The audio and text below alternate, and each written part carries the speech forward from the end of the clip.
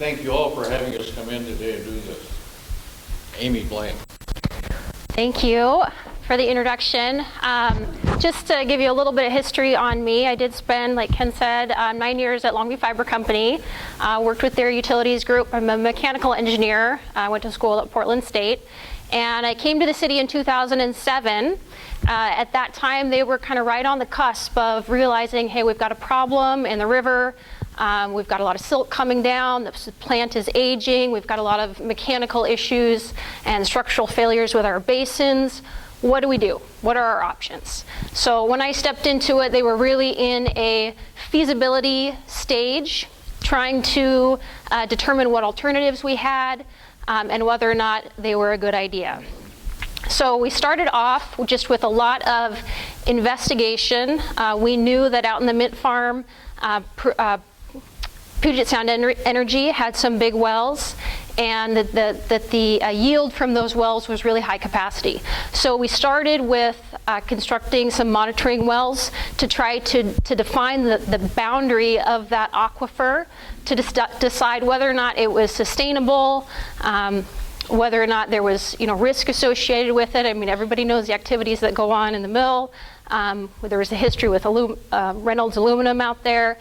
So we really spent several years trying to look at the contamination issues and the long-term productivity of this aquifer. The problems that we had at the old plant were, one, the intake structure needed to be completely rebuilt. It didn't meet any of the fish standards.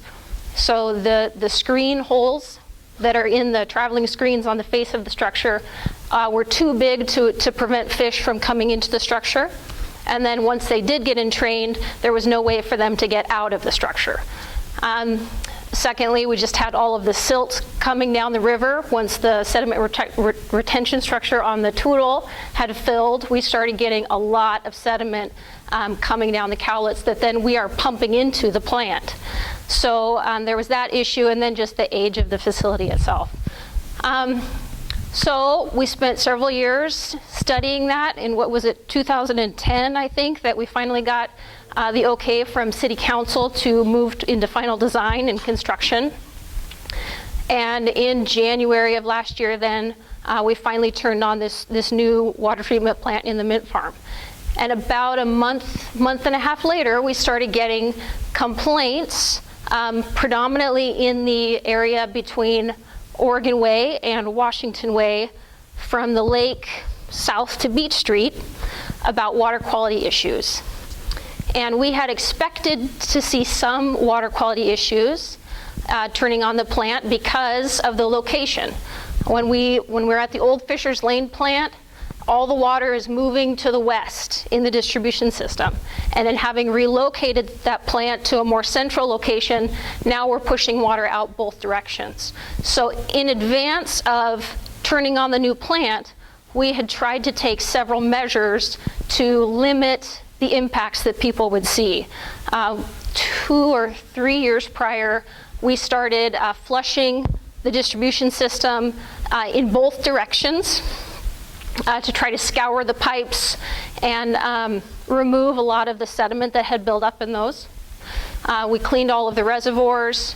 We did a kind of a white paper study of several other systems that had converted from a surface water source to a groundwater source, or vice versa, or had begun blending sources to see what experience they have had that we could try to learn from. What else did we do, Ken? There was like 6 things, and now they're all escaping me. We also recruited several citizen sentinels. So I had a team of about 25 just citizens like yourselves that we were getting daily reports from initially to see if they were seeing any change in their water quality when we started the plant on, and then that sort of tapered off as you know, as days became weeks and weeks became months. We did a tracer study at the beginning when we turned the treatment plant on, so that We knew how much time it took for the water to leave the plant before it got to your homes in the distribution system, and we were trying to force the new water into the system as quickly as we could and force the old water out, so that we were limiting the contact time between surface water and groundwater and mixing in the distribution system. So we had a rapid transition plan. Anyway, so we took several measures that in our minds were preventative measures to try to alleviate some of the problems, but nevertheless, problems you guys have experienced. So we began in June of this year to really realize, hey, we've got a big issue, predominantly in this area between Oregon Way, south of the lake. And what exactly is going on? So we started sectioning pipe. We started taking water quality samples.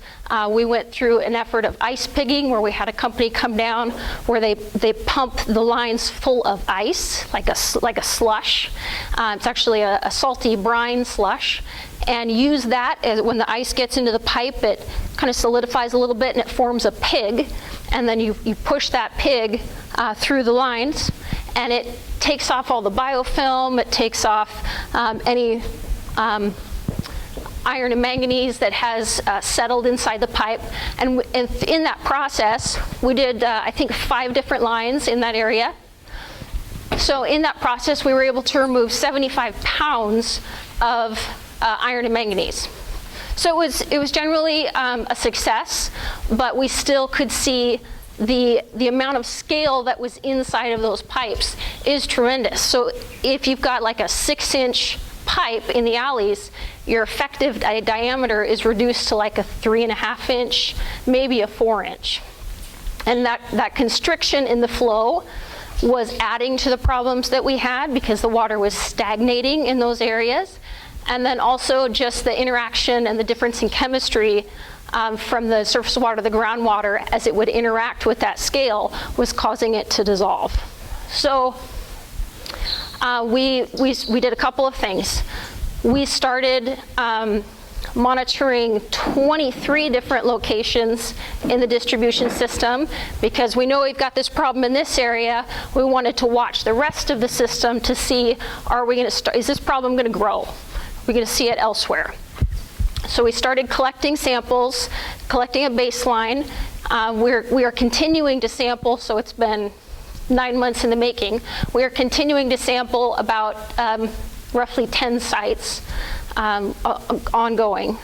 Some of them are problem sites, some are areas that we're just watching, and then one of those is just an area that we've never seen problems, and it's for a point of comparison as a control site. The other thing that we did was an emergency pipe replacement project. So on Beach Street, from Oregon Way to 20th, we replaced a 10-inch line and upsized it to a 12 and connected it through all the way to 14th. And then in the alley between 16th and 17th, we replaced a 6-inch line and upsized it to an 8-inch. And at this point, all of that work is done, but the contractor is working on restoration. But all the pipe work is done, all the services have been changed over, all the meters have been replaced. And in that alley, we are seeing a lot of improvement in their water quality.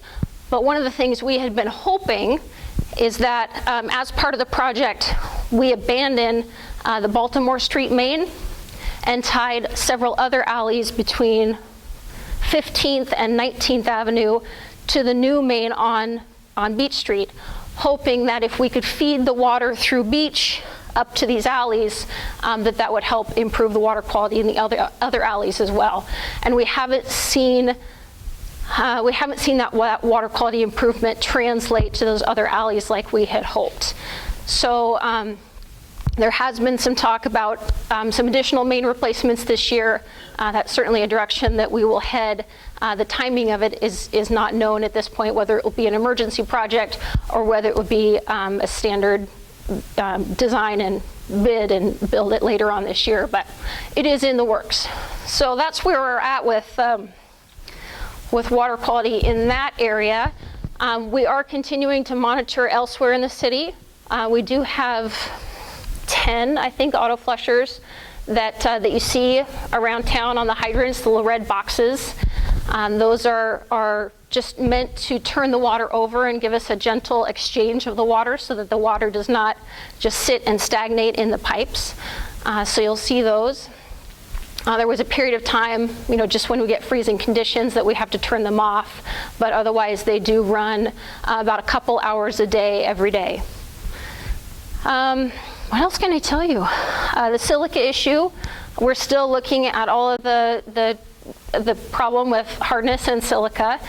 We've totally recognize that there is an issue with the spotting that people have experienced. Initially, we thought it was really just calcium and magnesium, just the fact that the water is harder because it's groundwater, and we found that it is silica that is contributing more to the spotting than hardness. And silica we knew was there initially, but it doesn't always manifest in the same ways. So there's a plant that we had toured in Vancouver, it's their Ellsworth plant, and they have comparable levels of silica to us, but they do not have the same white spotting issue. So it just can be a little bit unpredictable, and we're trying to figure out at this point what we can do to reduce the spotting.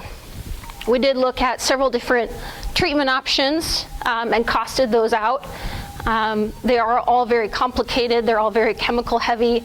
They all involve a lot of sludge handling, so they tend to be cost prohibitive. But we are continuing to look at it to see if we can't remove the silica, is there something we can do to change the way it behaves so that you don't visually see this appearance of it, with maybe some pH adjustment, maybe a little bit stronger oxidant. So we're continuing to look at it and in the hope that we can improve that aesthetic issue for people. What else can I?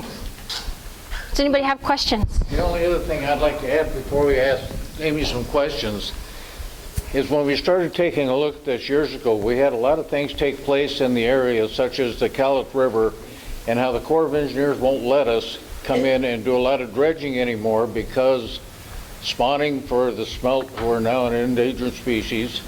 Of the problems we have with the silt getting into our pumps, they would tear the pumps up, so we would be replacing pumps quite often.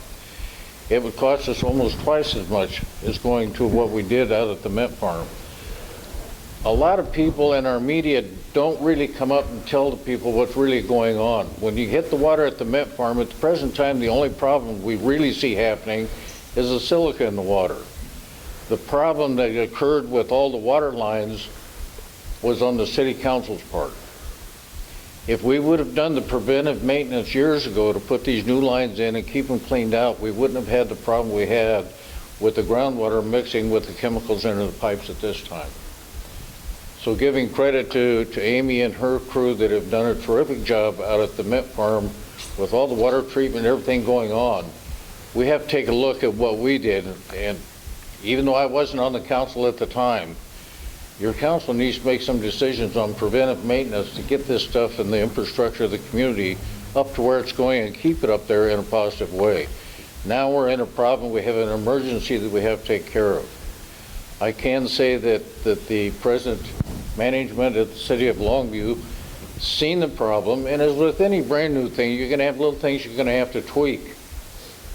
That tweaking has taken place. They've stepped up, and we've really gone after and done a lot of the changing with all the new water mains over here in this west side area over here, and the things we're making progress on. A little bit at a time, and we're making it happen. So anyhow, that's the water you're getting from the mint farm is terrific water. When it travels through the water lines in the city is when you have the problem. Yep. Now you can have questions for Amy. Yeah.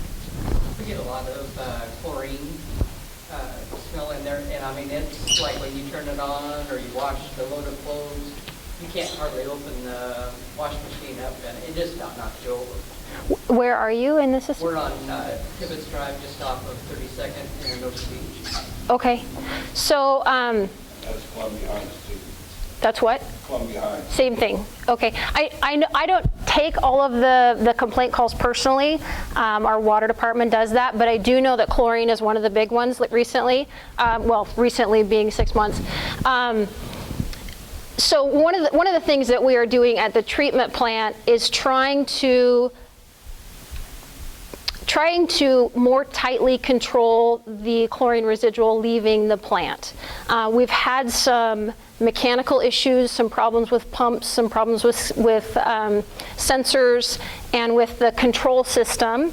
And so our chlorine was kind of doing this, jumping around between about, our goal is 1.4 parts per million, and the highest that we've seen it is 1.8, I think, and the lowest that I saw it in about 9 months was maybe about a 0.9. Previously, we wanted to be at a 1 part per million, but we've bumped it up. Our new target is a 1.4 because we see a direct correlation between how much chlorine we have in the water and how stable the distribution system is. So if we can keep that chlorine up, then the problems with water quality, the iron and manganese, the red water issues seem to really settle out and go away.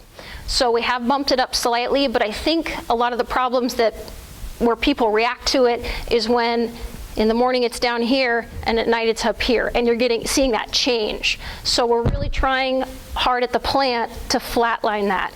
And one of the things that we, in addition to just optimizing the equipment that we have there existing, we also are looking at post-chlorination instead of just pre-chlorination, but just trying to really flatline where that is. Chlorine is a funny thing too.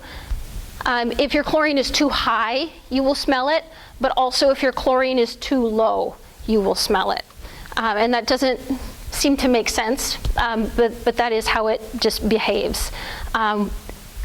We are testing the chlorine in the system, and it does vary throughout the system depending on how close you are to the new plant. So there was just also a period of transition where people on Fisher's Lane used to have higher chlorine water, and now people that live close to the treatment plant have a higher chlorine residual in their water. So there is just a little bit of getting used to the new water.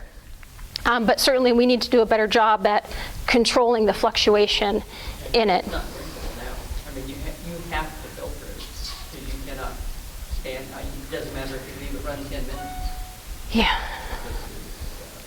So, I mean, at this point, we've really just told people, your best option for drinking water is to, if you are smelling high chlorine, is to fill a pitcher and put it in the fridge overnight. It certainly meets all standards for the range of chlorine that the state requires you to have. So it's not harmful to you, but I know it can be, if it's strong, it can be offensive. So, yeah.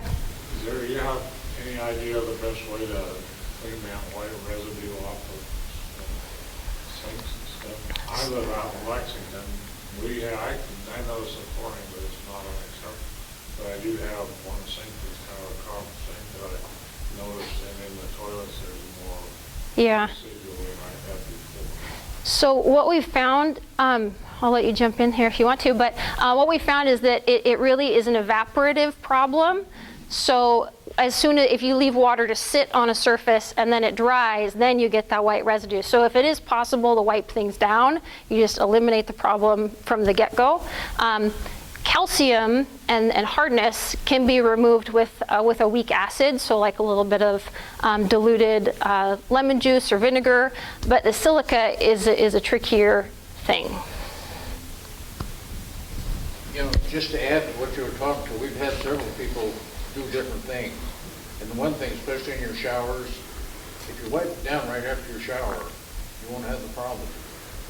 In your toilets, if you take some lemon juice and put it on that little squeegee once a day and squeegee it out, takes everything out, cleans it up. But and I don't know why Amy can probably tell you, but lemon juice, that you buy in that bottle at the store, works wonders on it all. We even had a guy with a BMW that washes his car down there at the car wash and wipes it down with lemon juice. One of the other things that I'll just mention that was interesting, there was an article in the paper just recently after our last presentation to council about the silica and the fact that our testing of softening system wasn't going to remove the spotting because most residential softeners are an ion exchange type unit. So it strips out the calcium and magnesium and it replaces it with sodium. So when you do that, your total dissolved solids is the same or maybe even a little higher, and your spotting doesn't change. So that had come out in the paper, and I got a call from McGee's well drilling last week, and they said, hey, we've actually installed a couple of softeners, one out on 38th and one on Kessler, and we think they're helping. Our customers tell us it's given them some benefit. So McGee's went out and collected some water samples for me at both of those homes, before the filter, after the filter, and then a third sample after a separate little 1 micron cartridge filter that they have, and took them to ALS, and I'm having a lot of water quality testing done on those. And then we're also going to be doing some spotting tests. We just take some black tiles from Home Depot and put water drops on them and let them dry, and then repeat it, put more water drops on them so you accumulate the white solids to see if in fact there is a difference with these softening units. So I mean, if it is, what? I have a question about it. Oh. So anyway, just 1 second, if I could finish my thought. I mean, if we do see a benefit that is contrary to what our initial studies are telling us, then we might go back and look at some of the pellet softeners that could be implemented at the treatment plant. But based on what we've done so far, we don't think there's a benefit. But if this water sampling and little testing that we're doing this week tells us different, then we might revisit some of those things. Okay, I have a question on the statement you made concerning chlorine. You say a state mandate. Now, do all utilities in this state have to use chlorine? Groundwater systems do not have to use chlorine. Surface water systems do. But our particular treatment process requires chlorine because we have iron and manganese in the water. So in order to remove the iron, you have to oxidize it. So we use chlorine to oxidize it, and it precipitates the iron, and then it can be removed through the filters. So DOH does not require the chlorine, but our treatment removal process requires the chlorine. And then we've found that we have to maintain a residual in the distribution system of 0.6 parts per million, and if we don't, we start to see the red water issues. And there's no other substitute. Correct? There are other substitutes. One of the things that we are going to be doing here in the next couple months is looking at adding dissolved oxygen to the water instead. You can also use a stronger oxidant. So there are other things besides chlorine. So that's something that we are going to be looking at too. Have you had any other facilities that's used this and had good results? So those that do have this water wouldn't have to tolerate this chlorine smell? I don't know if other facilities are using dissolved oxygen or not. Some of the people that we're working with, we've hired Confluence engineers. They are nationally recognized as an expert on distribution system issues, just identical to what we are dealing with. So I am relying on their expertise to some degree on testing this dissolved oxygen idea. One thing that we did do, we've set up a couple of pipe rigs at the water treatment plant. We sectioned out 20 feet of pipe from Ocean Beach Highway and 20 feet of pipe from the alley between 16th and 17th, and set them up in the treatment plant in just a maintenance building, so that it's this little test assembly that represents the distribution system, that we can change the chlorine level. It's just very self-contained. We can change the chlorine level going into it. We can turn valves off. We can create stagnation conditions. We can change the flow through it, and then observe what the reaction is, so that anything that we decide to implement from this point forward, we can test it first before we actually do it in the distribution system, so that there's less trial and error involved when we actually do go to implementation. Okay, so you're not familiar familiar with any other community in this whole country that might be using this type of? I'm not specifically. I'm not But you could specifically. perhaps find out, Yeah, oh, absolutely. or maybe they should. Yeah, absolutely, absolutely. One of the other things that's been thrown out there that people may have read about is the phosphate addition idea. Not a new concept, but I think it made people a little bit nervous. City of Kelso has actually used phosphates. Several water utilities in the Seattle and Puget Sound area have also used phosphates, but it causes a reaction because it's a new chemical, and certainly we're not pushing additional chemicals, but we are looking at alternatives. So I will, if you want me to get back to you, I certainly can. Just curious. Yeah, we're not looking to be the first, Okay. for sure. Yeah. Amy, we have friends that her house burned, and they told her to take all of her clothes and wash them with pure vanilla, and it would take the smoke smell out of it. You're talking about the chlorine in the water. Is there something that you can take and put in the water that would take the chlorine smell out? Is there some essence, or besides like maybe lemon, or letting the water sit, that would nullify or help get so that it didn't taste chlorine? That's a good question. Water and not Right, that you wouldn't. change it to Kool-Aid or Right. something else, so Right. it's still got water. I will have to look into that. That's a good idea. I don't know Because I had just heard this about if they could throw something into their. pure vanilla in the washing water, and it takes the smoke smell completely out of the clothes. And I'm sitting here thinking about this chlorine in the water, and I'm thinking maybe there's something you could put in there that wouldn't necessarily change the essence of the water, but it would take the chlorine taste out of it. Right, and the smell. What? Right.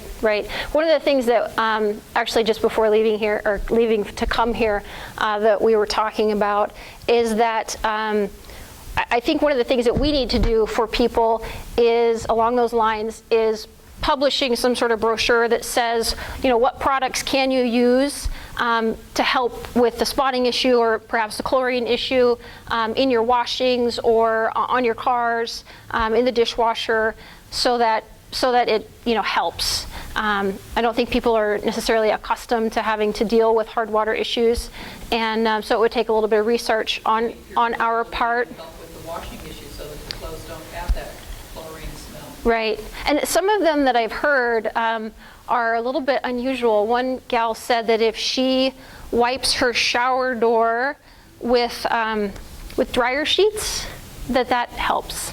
So I think too there might at some point be a shift in what products become available in this area, so that we do cater more to hard water uses.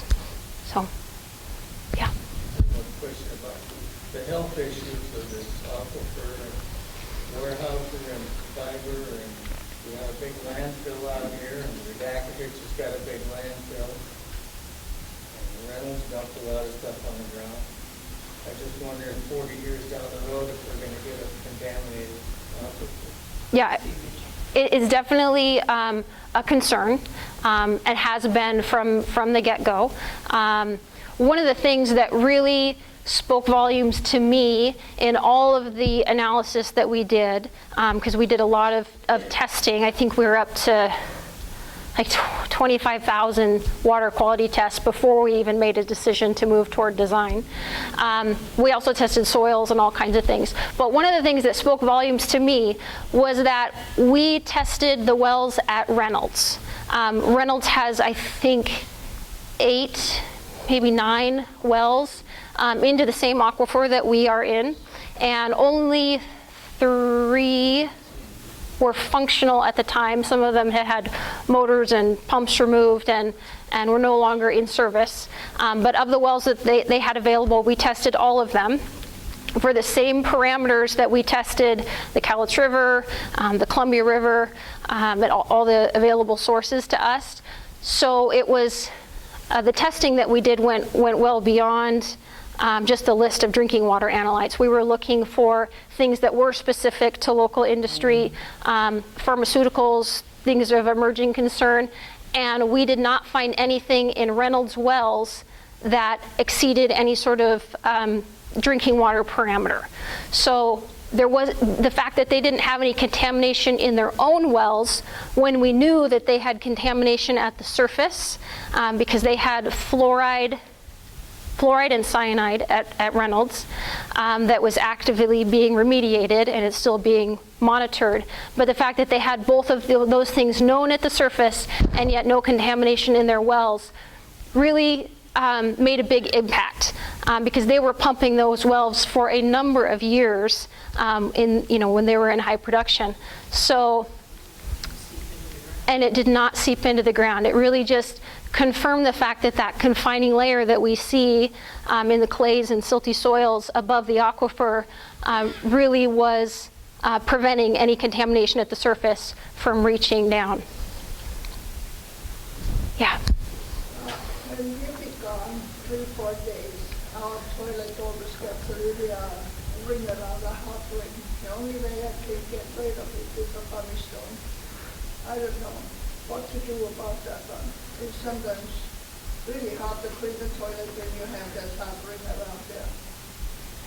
And I also use a pumice stone, but I think that gets back to the idea that. I have a bad arm.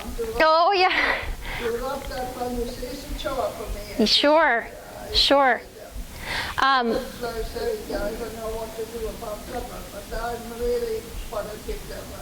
Okay, and I don't have a good answer for you right now, but I think that I can go back and do a little bit more product research to see what alternatives we can suggest for people to help with some of those issues.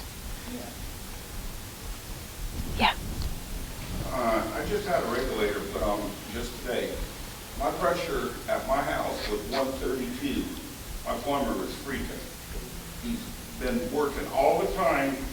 I got 2 broken water lines in my neighborhood. Now this is Beacon Hill, not City of Longview. Oh, okay. But he said Mid Valley would be used. And he's working out there almost every day replacing fittings that's blown. And they're about the same amount of pressure.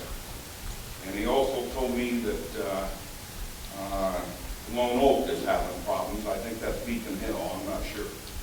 But what is the water pressure? He told me it should be around 80. It shouldn't be around 80. Before we went to the new plant, water pressure was just sort of nominally 100 psi. And it depends on where you are in the system. But as a rule of thumb, we were at around 100 psi. And we went up by about 6 pounds. So our normal operating pressure is about 106 psi. Now I do know that there have been some problems in that Mid Valley area. And there's others. And it costs a lot of money to get a new water line put in. Yeah, yeah. That's why I spent the money having it regulated. Mine is set for 85. Okay. Are you? Just had that done today by Steve Sessions. Okay. Do you know if you're in the main zone or if your water gets pumped up to a? Tank down. Okay. Okay. So you're in upper zone. I'm going to talk to Beacon Hill after this meeting. We have the same trouble in other places. It depends on how, in the morning when people are getting ready to work, I'm like to get 50 pounds in the middle Yeah, of it the day. varies by Or at use. night, I'm up over 110. And, I put a lot of ball top valves in, solves a lot of that problem. Okay. Well, I can pass those concerns on to our water quality supervisor because he deals with the distribution system. But you like it around 100 to 106? Yeah. Is that what you said? Yep. And I had a question for Ken. If he had to do all over again voting, would he put in the rainy system and do away with them screens? Kelso got pretty high water marks there just last year.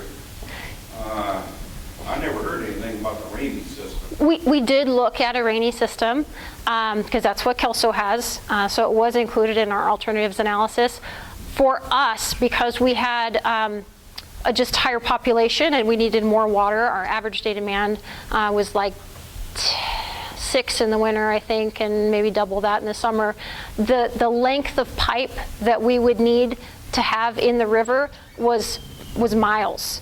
So it just became a numbers thing. It became cost prohibitive to be able to install that sort of system in the river. Kelso has actually had problems with it at the time, and I think continuing, but I haven't talked with them in the last couple of years about it.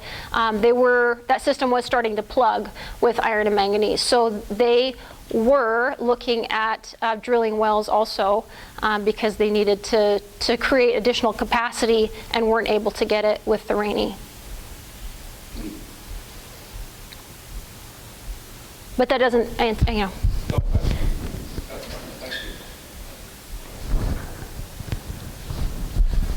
We got well water and we get a lot of stains and stuff. And what we found works best is bartender's special. It's like the scouring powder. It's kind of like Comets, right? But it's in a kind of a gold can. Yeah. Okay. Yeah, I think for sure, you know, some of the hard water issues and certainly the silica, we had underestimated the impact that would be on people. The hardness issue, we were moving from a soft Cowlitz River water to really sort of a moderate range hardness. I had talked with people at the city of Ferndale who went from soft to really hard, and they had a lot of problems. People were not happy with it. But being that we were just making this smaller jump, it wasn't anticipated to be as big an issue, and I think the silica was not as well understood as it is today. The water still is awfully hot. As I said, when I wash my hair, I haven't had a plume there. I had nothing but frizz, as you said. And even now, I use this crazy hair cream that I can manage my hair. It's really still hot, as you say. It shouldn't be that hot, as you say there. I go down to the beach and I wash my hair down here. It's soft and here at home it's just... Yeah. I can't manage that, as you say. And also, we had the water line break last year too, as you said. Okay. We out there, so it was also too much pressure, I think it was selling. Okay. Yeah. Well, I don't think you'll find too many people along here that are really thrilled with the system. And then they raise the price of the water too after the system went in. I haven't talked to anybody that's really thrilled with it. I've Take had... care of the spotting. I can't even wash my truck and dry it quick enough. If you took care of that, I think people would really quiet down.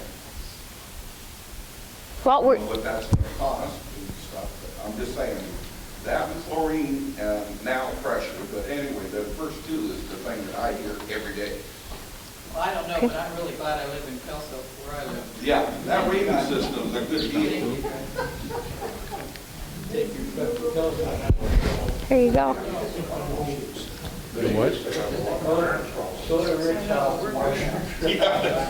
They do use something. I know one of our water quality supervisor, Jeff Coleman, has had several conversations with the car wash.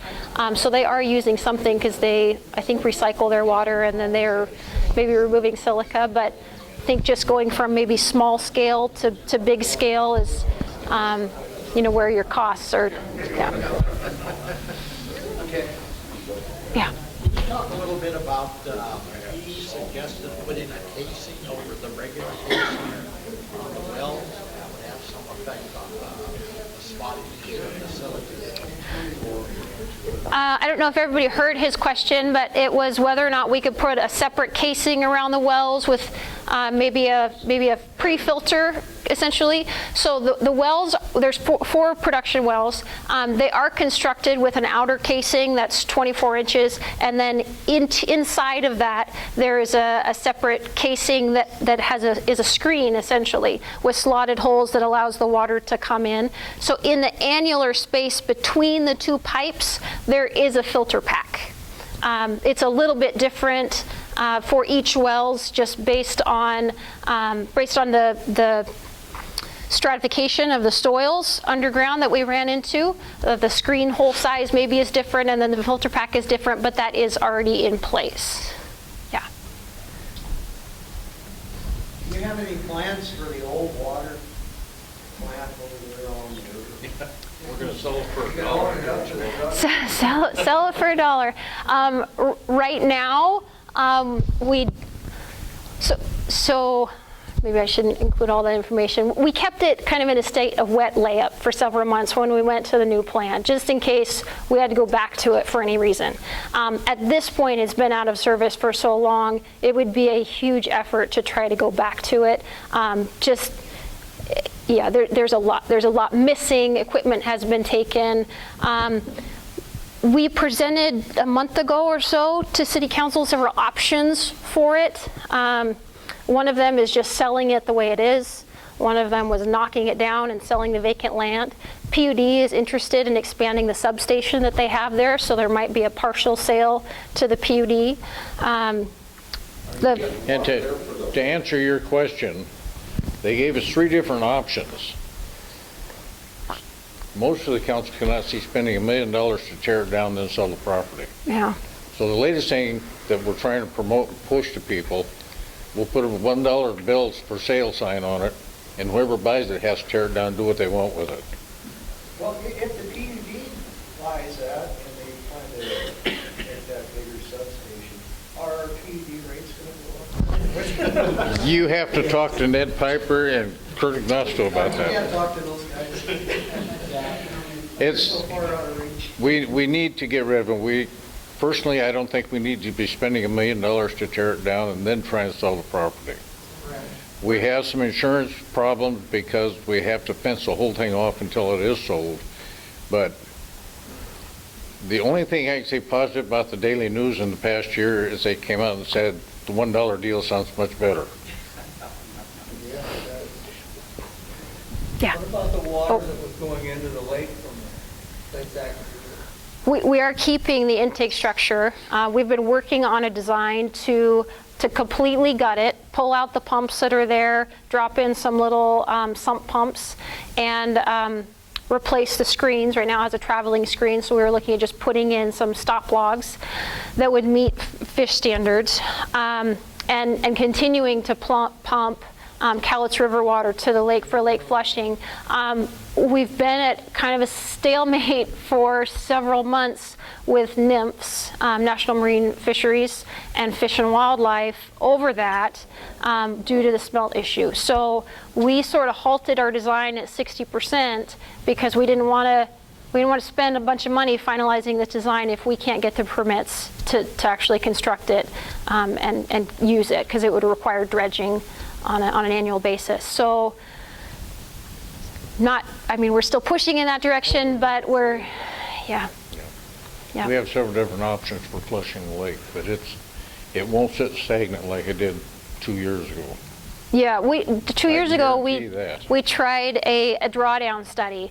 We were looking at 4 or 5 different options for what we could do to continue lake flushing, and there was sort of a no-cost option, which was to drop the level of the lake, open the gates at the outlet here on this end, and flush a bunch of water out, drop the level of the lake several feet, and then allow the groundwater to push that level back up.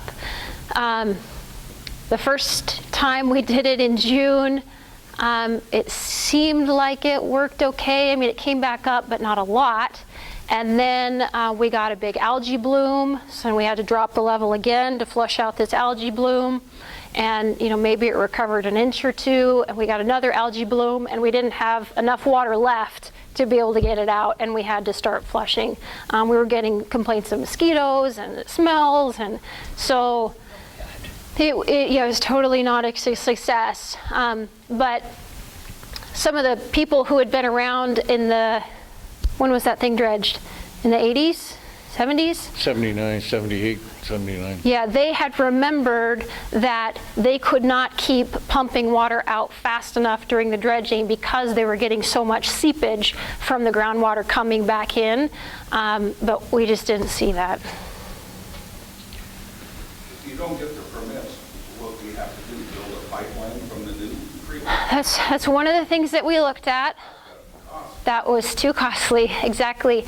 We also looked at We could have McGee come in and drill a well at the end of the lake. that was another thing that we looked at, was we had a well, we have a monitoring well just behind R.A. Long, and there is some aquifer there about 50 foot thick. We could drill a well there, but it has iron and manganese in it.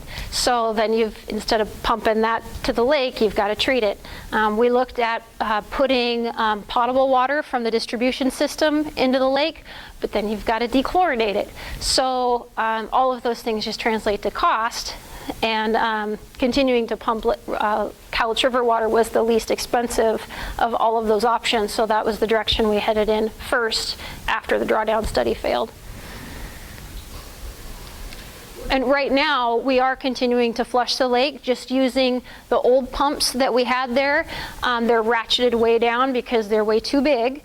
So at some point, those aren't going to last for too many more years. And we can continue to do that, but all of our permits to dredge the river in front of the lake have expired. So we aren't able to dredge at this point. Yeah. Would you know anything what you're going to do with the sewer lagoons out there at Pacific Port Creek out there? I don't have a lot to do with sewer. I try to steer clear of it. Well, I did have a question. Ken might know the answer. The long-term plans for the lagoons, they hauled out all of the bios. We had to shut the lagoons down. Yeah. And so by shutting the lagoons down, we have to take and clean everything out of those. So right now, we're in the process of clearing all the... They're done. They've finished that piece of it. They've pulled out all the biosolids and hauled them off. Okay, crap.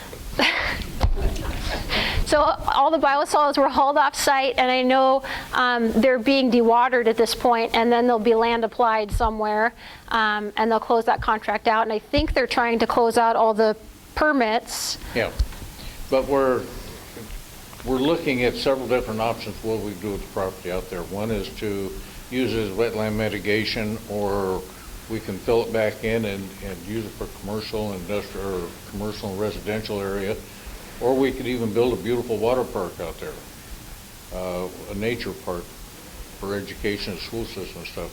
But those are things that are going to have to come down the line as we start looking at the cost of things and what we're doing, working with the Port of Longview on some ideas. There's a lot of things that have to take place yet. We just now, and I didn't know we'd finished it just recently, but the biosolids had to come out of it to a certain level, and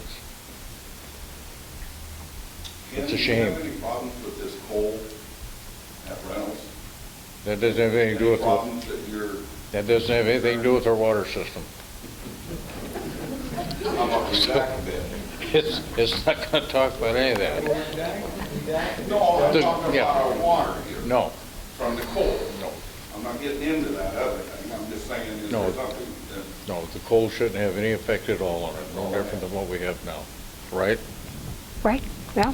I think Redacovich is the one that would be looked at. Well, Redactovich has got big problems right now, so. Yeah. Yeah, But that's county, isn't it? But that's taken It care of. is in the and that's, they've got a lot of issues coming up with the Redactovich problem. Anyhow, if there's no other questions, we have some, Amy's got to get back to her job, and I have another meeting to get to. Okay. We do appreciate you guys inviting us today, and thank you.